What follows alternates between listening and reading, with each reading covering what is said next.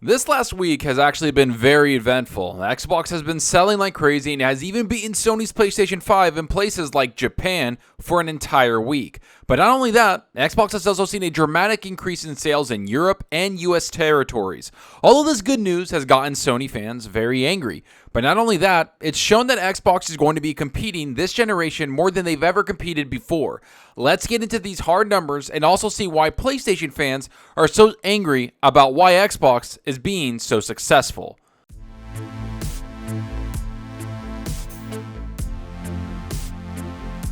Alright, so you know the drill. If you like the content, hit that subscribe button and that like button. And if you want to be notified on future content, hit that small little bell icon. And if you want to go to extra mile to support the channel, hit that join button. All the support is greatly appreciated.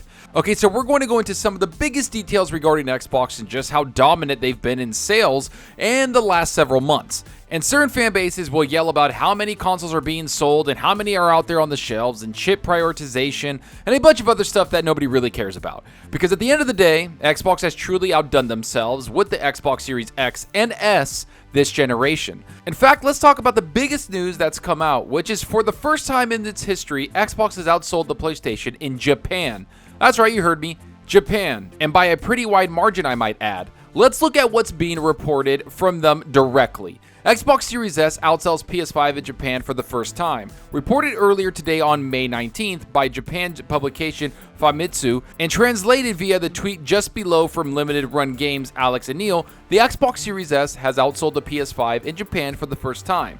This is in terms of the last week's sales for both consoles, in which the Xbox Series S sold a total 6,210 units, while the PlayStation 5 sold 2,963 units. This marks the very first time in a new-gen Xbox console has outsold the PlayStation 5 in Japan. In terms of comparisons, the cumulative sales figures for the PlayStation 5 throughout the past week takes into account both the disc-based and all-digital models of Sony's new-gen console, and the Series S outsold both combined twice over. This is just the first time an Xbox Series console has outsold the PS5 in Japan though.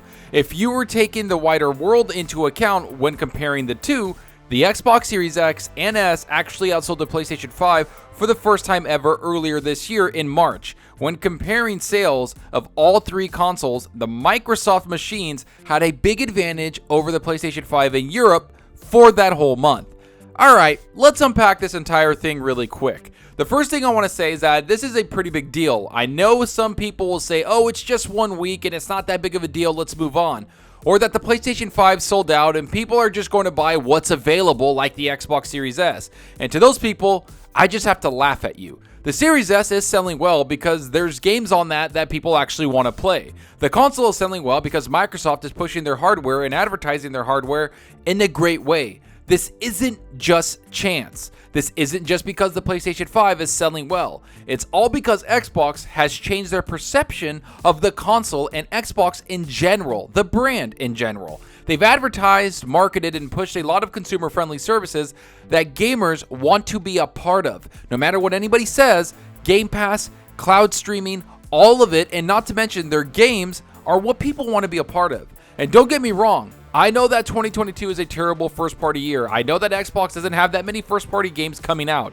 Yet, even with that, people are buying the console because they understand that they have so many first-party studios working on games. Not to mention, one of the most important aspects is that they have third-party day-and-date deals for Game Pass that people get used to. So that's what I'm trying to say. It's all about perception. It's all about understanding that there's promise at the end of the tunnel. In 2017, when Xbox didn't have that many games come out, people didn't see promise because, one, they didn't have studios, two, they weren't announcing a lot of stuff that showed promise for the future, yet this time, there's a lot of promise towards the future. All of this is why Xbox is selling well, not only in Japan, but also in Europe, which has been dominated, and I truly mean dominated by PlayStation for a very long time. Like the article mentions up there, Xbox for the first time in what seems like forever had a massive advantage over the PlayStation 5. And if people get angry over that, maybe they should reevaluate why they enjoy gaming as a hobby. Is it the list wars and console wars that you care about? Or is it gaming and actually playing your games on consoles, not to mention on hardware that you don't care where it comes from? But all we've talked about is Japan and Europe. What about the other regions like North America? Well, it seems that Xbox has dominated there for several months. Here's what's being said. Xbox hardware dollar sales sees dramatic increase in the United States. While consumer spending on video games saw an overall decrease of 8% between January and March of this year compared to 2021, Xbox hardware saw a massive jump in dollar sales in the United States compared to the same time last year. The data comes from the NPD Group's Consumer Spending Report for Q1 2022, which notes that even with hardware spending having decreased by 15% compared to Q1 2021, Xbox hardware in terms of total dollar sales saw a massive 92% increase. The report gives no specific reason for the huge jump in dollar sales for Xbox, though improved console availability for both the Xbox Series X and less expensive Xbox Series S, as well as fewer supply chain issues, could certainly be a factor. Meanwhile, the Nintendo Switch was the best-selling console in the same time frame in terms of units sold. This has been going on for a very, very long time now. It's not just a one-off now. This is several months, if not 8 months. Xbox has been at the top of everyone's list when it comes to console sales. Outside of the Nintendo Switch, which has been dominating for what seems like 5 years now, Xbox has quietly built itself into something far more competitive this generation. And that's exactly what we wanted to see as gamers. More competition between every single platformer in the industry. Be it Xbox and Sony, Nintendo, Steam, Epic Game Store, even Battle.net with Blizzard. You name it, and I want competition there for it. That's the whole point for me. I want to see them fighting each other for the best value for gamers. And for the numbers being reported by NPD and other data analysts, it's obvious that Xbox and Microsoft have turned things around in a massive way. I mean, they're selling consoles at a rate that we've never seen them do before in their history. I'm talking about better than the Xbox 360 era. And don't get me wrong, I know that Sony's PlayStation 5 is selling extremely well also. I know that they're selling out like crazy and they can't get enough units out there. That shows that gaming is just healthy. But I do have to ask, why are fans of the opposite platform so angry to cling on every single bad news item or news thing talked about with Xbox? Yes, Starfield and Redfall got delayed. Yes, it annoyed me and other gamers, but we talked about it for a few days and moved on. It's what you do. Why hold on to the drama and act like Game Pass and Xbox consoles aren't doing well? Why post things on social media talking about canceling your subscription because 2 games aren't coming to Game Pass? Are you telling me people are only subscribed to a service for 1 or 2 games a year? Doesn't that seem a little weird? Don't you play more games? Don't you actually enjoy the hobby? And if you only like one game, don't subscribe to Game Pass. It's not for you. It's for people that want to play a bunch of games, try different genres, try a bunch of games, and also get first-party games in their day and date. I know that sounds weird since Xbox doesn't have any games for 2022, but the game show hasn't even happened yet. They're going to drop something this year, they're going to bring out multiple games, and they're going to sign deals with third-party publishers that we don't know about. Or is it people just trying to get likes, trying to get a company or brand down because they just feel like they're personally attacked when the brand is doing well? This seems to be the case here. I think people are clout chasing. I think people are attacking Xbox when they finally have some bad news after not having bad news for several months.